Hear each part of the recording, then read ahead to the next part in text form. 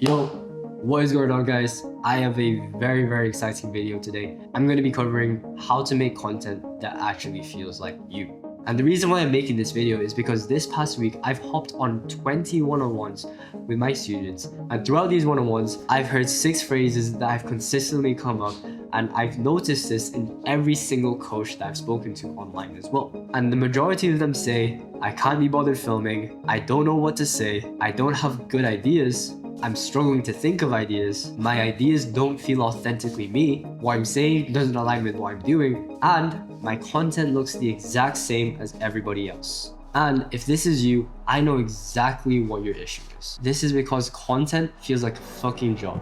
You're trying to force the content creation process, which makes it seem tedious, and it feels like a task that you have to get done and out of your way to continue with your day. Which is why whenever you think of content creation, you fucking dread the idea. And when that happens, no content is posted, your lead flow slows down, your personal brand takes a hit, your consistency drops, clients lose respect for you, your competitors are overtaking you, you become stressed, which affects everything in your business, and you begin to hate yourself. I could list down a bunch of things, but you guys get the gist. And the truth is, a lot of coaches and business owners right now look at content as so one-dimensional. You block out time in your calendar, you ideate, you script, you spend hours traveling to your location to film, and then you record. And the truth is, that way of creating content is so outdated. And I spent last week researching content, and the majority of times, everyone is posting the exact same talking head format. And it just gets repetitive, it gets boring, and it trains people to swipe away from your videos. I want you to start looking at content as a lifestyle. Everything that you do in business, everything that you do in life can be used as content. All you have to do is set up your camera, it takes like 30 seconds, and hit record. And you do that for a long enough period of time, it becomes a habit. So record everything. Record your group calls, record your one-on-ones, your team calls, your masterminds, networking events, you eating dinner, you going to the gym, doing whatever, record everything. And the reason why is because all of this can be content ideas that can be clipped up and turned into viral short form videos. It's honestly not that complicated to execute. You can literally 10x your output with as little effort as possible, which is the highest leverage thing a business owner can do. And I genuinely believe the highest leverage thing a business owner can do is post content, because what else is going to amplify everything that you do in business, your sales, your fulfillment, your setting? It's the content that you post. And I know a lot of you guys right now are filming content, you have a content voice, and it feels inauthentically you. But because you're recording your day-to-day life, it allows you to be in your element, which allows you to enter flow state because you're doing something that you genuinely enjoy. And when you're doing something you genuinely enjoy, then that's when you begin enjoying content. Your ideas are more fluid, you have more conviction in the way that you speak, and your tonality is more genuine. So here are a bunch of examples of creators and myself that have recorded everyday life.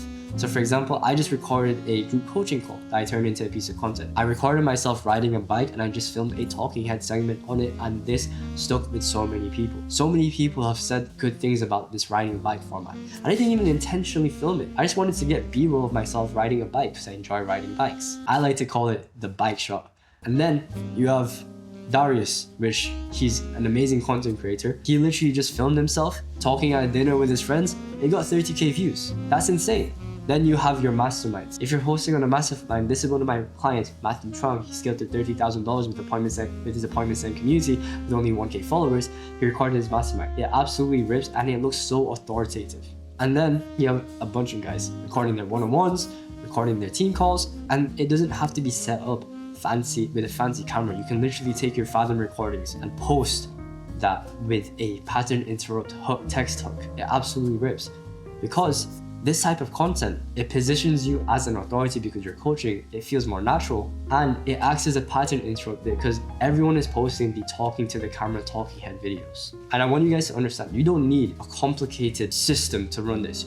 You just need a content system, you just need a Google Drive or Frame.io to organize your files, and you need a competent editor that understands clipping. And you can do this at scale. And if you want to do it more at scale, just bring on more editors who understand clipping, who understand your brand. And I'm going to share you guys the framework in what makes a good clip. And I've used this framework to generate hundreds of thousands, if not millions of views for my clients. And all it is a hook, a verbal hook, an amplifier, and value. The hook is arguably the most important thing in a video. You can also enhance it with a visual hook, which is just something going on right at the start of the video, like how I walked into the shop.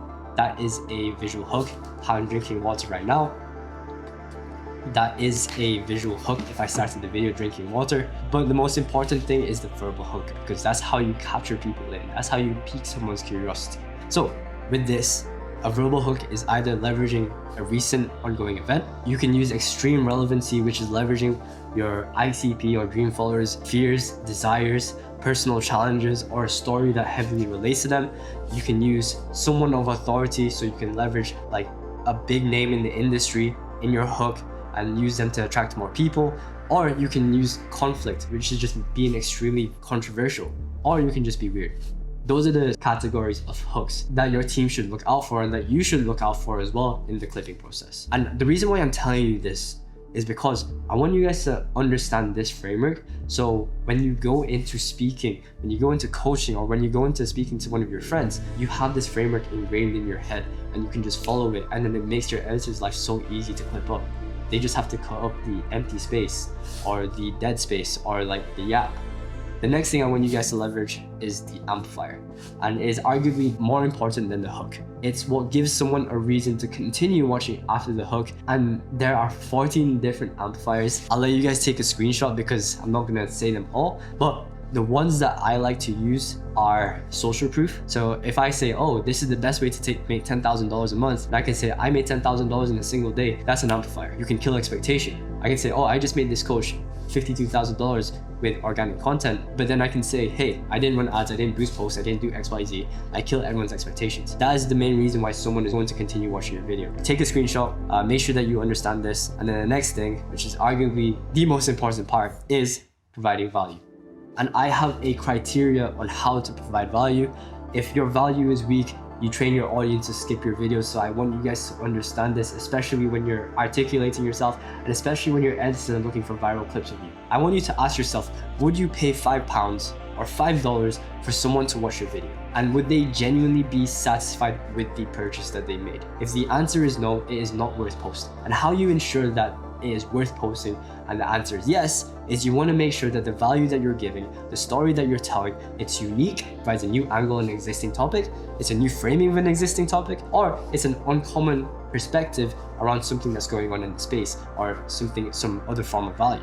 Because the truth is, every single piece of value is the same. How can you just make it sound different, right? And you do that by increasing the perception of value, talking about things that are relevant to your current viewers, their problems, their desires, their dreams, their current situations. Your value needs to be actionable. Your audience can leave in the first 24 hours and implement exactly what you did. And the second final thing, which is arguably the most important thing about providing value, it needs to leave a lasting impression.